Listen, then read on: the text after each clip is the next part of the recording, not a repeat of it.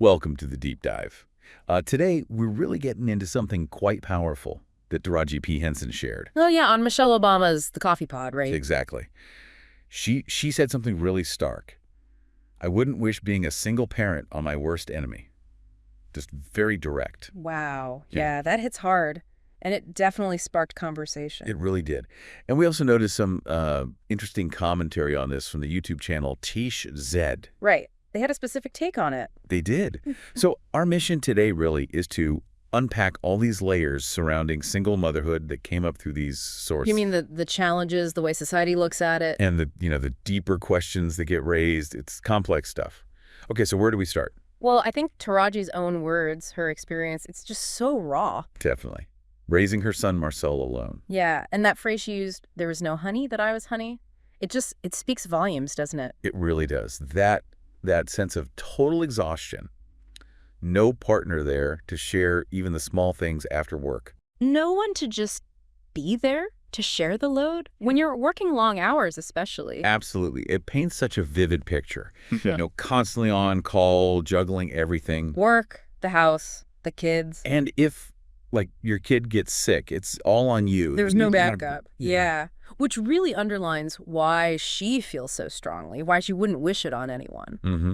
And that's kind of where Chisha comes in with their analysis. Right. They picked up on the language, not just honey, but also how sometimes people might say partner. Instead of just saying husband Yeah, or man. exactly. And they link this to what they call a modern woman mindset. What do they mean by that exactly? Well, the idea they put forward is that maybe for some women, there's a kind of unease or maybe even a feeling of shame. Shame about not having a husband or a male partner. Potentially, Yeah. leading to using these sort of more vague terms. That's the interpretation offered. Okay.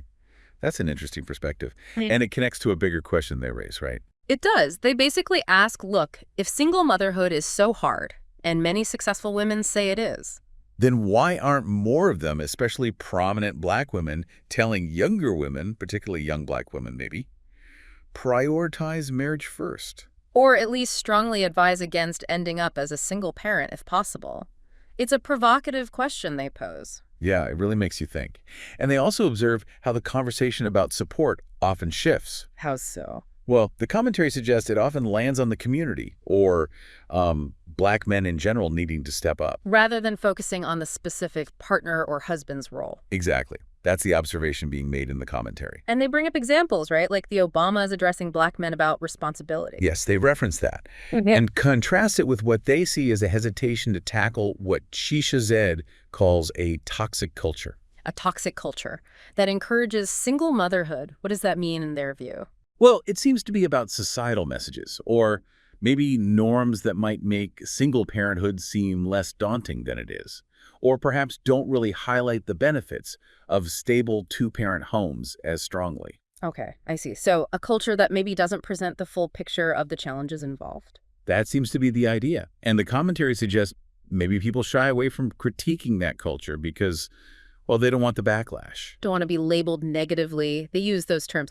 Coffee pot, barista. Right. The fear of social pushback for questioning certain narratives. It's definitely a complex dynamic. And then there's the whole intergenerational aspect they bring up. Oh, yeah, that was really thought-provoking, thinking about past generations, the grandmothers. Like Grandma LaVon and Grandma Rebecca in the commentary, working incredibly hard, facing so much. But maybe not voicing the struggle in the same way.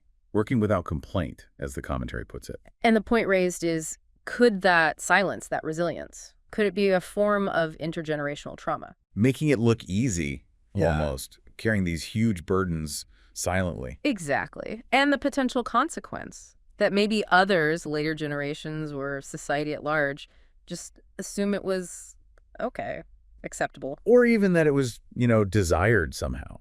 Which leads to this feeling they mentioned. That maybe black women feel they don't have permission to say, this is hard, I'm struggling. And the deeper question, does anyone really care? Or are they just expected to endure? Heavy stuff. Which then circles back to the role of men. Where does the expectation for help fall? Is it about the men in your lives, like a specific partner, a husband ideally? Or is it this broader expectation on all men in the community? The commentary pushes back on that a bit, though. How so? It suggests that actually a lot of men do care. They are interested in healthy relationships, trying to figure out modern dating. Whether they want marriage or not, they're still engaged in trying to build something healthy. That's the counterargument presented. Yeah. And that may be being honest about the struggles of single motherhood. Even if it's painful to hear. Could actually resonate with other women, especially younger women, maybe influence their choices. An alternative way of thinking about the impact of sharing those tough stories. But then, the commentary takes a pretty sharp turn regarding Michelle Obama specifically. Ah, yes, that was quite direct, calling her an enabler of toxic culture. That's strong language. Very strong. What's the reasoning there, according to Chisha Zed? Well, the critique seems to be that because Michelle Obama had Barack Obama alongside her raising their daughters. So not a single mother in that sense. Right, but she still voices frustrations about raising kids, like the "why should we have to ask?" sentiment. Okay. And the commentary's interpretation is that this could, perhaps unintentionally, feed into a sense of entitlement among some single mothers. Entitlement towards support from men who aren't actually their partners or the fathers of their children. That appears to be the concern raised, that it might blur the lines of responsibility. So their bottom line is really about encouraging marriage before children. That seems to be the strong recommendation coming from that commentary, framing it as a more stable foundation. Which brings us back, full circle almost, to Taraji's personal story with her son. Yeah, that was very moving. Losing her father, and then her son losing his father too. Leaving her to navigate raising a young black man essentially alone without those key male figures. She talks about how challenging that was, trying to guide him and realizing she just couldn't do it all herself. She needed help. Which led her to therapy for both of them. But then she hit another wall, didn't she? Finding therapists. Yeah, specifically therapists of color. Ones who could really connect with her son, understand his specific context and experiences. It was a struggle. A struggle that directly led to her foundation. The Boris Lawrence Henson Foundation. Yeah, it came right out of that experience. And the broader realization about mental health in the black community. The lack of open talk, the stigma. She's been very open about that. And that shocking statistic, how few therapists are people of color. It really highlights a gap. So the foundation aims to tackle that, get more people of color into the field, normalize seeking help. And she's talked about her own therapy journey too, right? Recognizing her own patterns. Yes, being quite candid about needing that support herself. But the Chisha Zed commentary offers a slightly different perspective on support systems too. Right. They bring up the idea that sometimes strong family bonds, those close relationships, can be even more beneficial than therapy. That's the angle they present, while acknowledging the awful circumstances with her son's father, of course. It wasn't a choice, it was a tragedy. Exactly. But their broader point is that the success of high-profile women who are unmarried, while inspiring, doesn't cancel out the importance of, well, positive male role models, father figures, and, healthy masculinity within a family. So it's not an either, but maybe a both-hand situation ideally. That seems to be the underlying message there. Okay, so wrapping up this deep dive. Yeah. Wow, we've covered a lot of ground. Definitely. From Taraji P. Henson's really personal, gut-wrenching honesty about the difficulties, to these broader societal observations and, some pretty pointed critiques from Chisha Zed. It really shows just how complex this whole topic of single motherhood is. It's not simple at all. Not at all. You got the individual experience, the cultural norms, what society expects from men, from women. And the vital role of support, whether that's family, community, or professional help like therapy.